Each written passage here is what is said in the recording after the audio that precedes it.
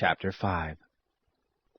You son of man, take a sharp sword, as a barber's razor shall you take it to you, and cause it to pass on your head and on your beard.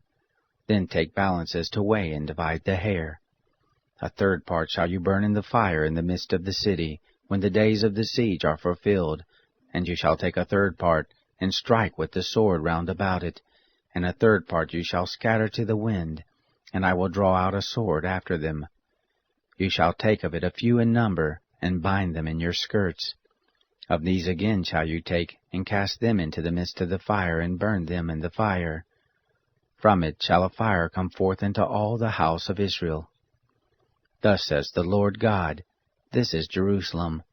I have set her in the midst of the nations, and countries are round about her. She has rebelled against my ordinances in doing wickedness more than the nations, and against my statutes more than the countries that are round about her.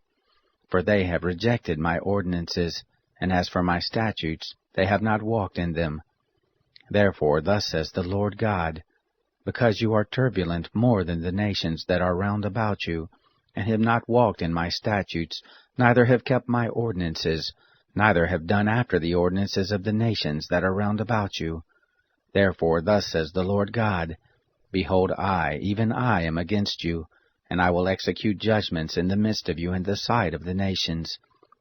I will do in you that which I have not done, and whereunto I will not do any more the like, because of all your abominations. Therefore the fathers shall eat the sons in the midst of you, and the sons shall eat their fathers, and I will execute judgments on you, and the whole remnant of you I will scatter to all the winds. Therefore, as I live, says the Lord God, surely, because you have defiled my sanctuary with all your detestable things, and with all your abominations, therefore will I also diminish you, neither shall my eye spare, and I also will have no pity. A third part of you shall die with the pestilence, and with the famine shall they be consumed in the midst of you. And a third part shall fall by the sword round about you. And a third part I will scatter to all the winds, and will draw out a sword after them. Thus shall my anger be accomplished, and I will cause my wrath toward them to rest, and I shall be comforted, and they shall know that I, the Lord, have spoken in my zeal, when I have accomplished my wrath on them. Moreover, I will make you a desolation and a reproach among the nations that are round about you, in the sight of all that pass by.